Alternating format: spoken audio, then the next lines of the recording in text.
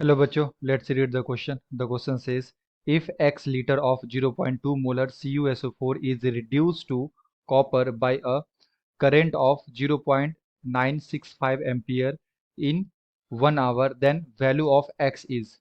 तो हमें बताना है वैल्यू ऑफ एक्स क्या होगा. ऑप्शन 1 में दे रखा है 0.01, 2 में दे रखा है 0.09, 3 में दे रखा है 0.15 एंड 4 में दे रखा है 0.05.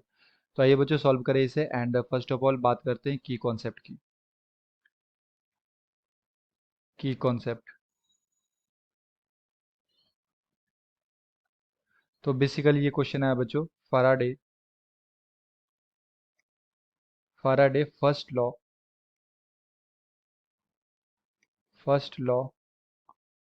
Of electrolysis. And according to Faraday first law of electrolysis, ये क्या बोले थे कि जो भी मास ऑफ सब्सटेंस डिपॉजिट होगा, है ना, रॉड के ऊपर, इलेक्ट्रोड के ऊपर, is directly proportional to charge. So mass is equal to, अगर मैं यहाँ से प्रोपोर्शनल साइन हटाऊंगा तो यहाँ से आएगा जेड इंटू क्यू. ठीक है बच्चों. एंड क्यू इक्वल टू क्या होता है, चार्ज इक्वल टू होता है current into time.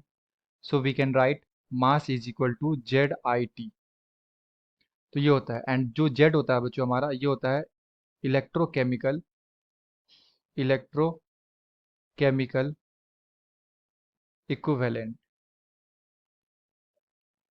Electrochemical equivalent. And Z equal to हम लोग लिखते हैं ई बाई एफ. ई होता है हमारा equivalent mass, equivalent mass. And F क्या होता है, फैराडे. ओके बच्चों. तो ये होता है हमारे पास फार्मूला. एंड हमें क्वेश्चन में दे रखा है कि एक्स लीटर है हमारे पास CuSO4 सॉल्यूशन का, एंड ये रिड्यूस हुआ है कॉपर के अंदर. एंड जब हम लोग करंट पास करवाएं 0.965 एम्पियर 1 घंटा के लिए, 1 आवर के लिए, तो हमें बताना है यहाँ से एक्स क्या होगा. तो बेसिकली जो CuSO4 है, इसमें कौन से आयन्स होंगे बच्चों, Cu2 प्लस आयन. एंड ये 2 इलेक्ट्रॉन को रिसीव करेगा एंड किस में रिड्यूस होगा, Cu में, है ना. बेसिकली इसका क्या हो रहा है, रिडक्शन हो रहा है, रिडक्शन. एंड इसका कॉन्सेंट्रेशन हमें दे रखा है 0.2 मोलर. तो कॉन्सेंट्रेशन को बच्चों अगर मैं वॉल्यूम से मल्टीप्लाई कर दूं, यानी कि एक्स लीटर से, तो ये हमारा क्या आ जाएगा, मोल आ जाएगा. ये हमारा क्या हो गया, मोल हो गया. तो तो हमारे पास मोल आ गया किसका, Cu2 प्लस का. एंड अगर मैं यहाँ पे फैराडे फर्स्ट लॉ लगाऊं तो हम लोग यहाँ से लिख सकते हैं mass equal to Z I T. I हमें दे रखा है एंड टाइम हमें दे रखा है. जेड का वैल्यू हमें कैलकुलेट करना पड़ेगा.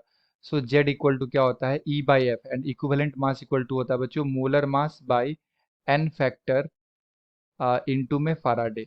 तो मोलर मास कितना होता है कॉपर का, 63.5. एन फैक्टर का मतलब यहाँ पे कितने इलेक्ट्रॉन वो ले रहे हैं रिड्यूस होने के लिए, 2 इलेक्ट्रॉन. एंड फैराडे हमारा होता है 96500 Coulomb's. So this is the value of Z.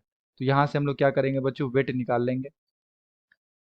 तो वेट इक्वल टू या मास इक्वल टू हम लोग क्या बोल सकते हैं, 63.5 डिवाइडेड बाई 2 इंटू 96500 इंटू में आई. करंट हमें दे रखा है 0.965 एम्पियर.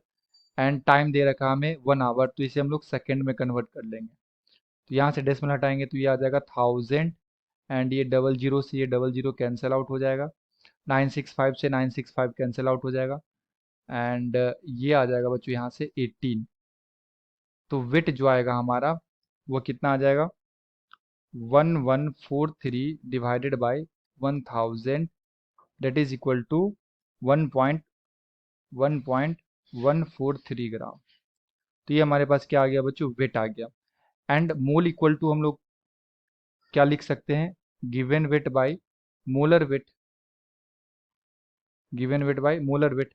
मोल हम लोगों ने निकाला है Cu2 प्लस का, ये हमारे पास 0.2 into X, 0.2 into X equal to given weight हमारे पास आ गया 1.143. एंड मोलर वेट क्या होता है Cu2 प्लस का, ये हमें लेना है 63.5. तो यहाँ से जो हमारा एक्स का वैल्यू आएगा, ये आ जाएगा 1.143 डिवाइडेड बाई 63.5 इंटू में 0.2. So X is equal to 0.09. 0.09 X का वैल्यू कितना आ जाएगा बच्चों, 0.09 लीटर आ जाएगा. तो अगर मैं ऑप्शंस की बात करूँ तो यहाँ पे ऑप्शन नंबर 2 में दे रखा है 0.09, so the appropriate answer is option number 2. I hope you will be understood it well. Best of luck. Thank you.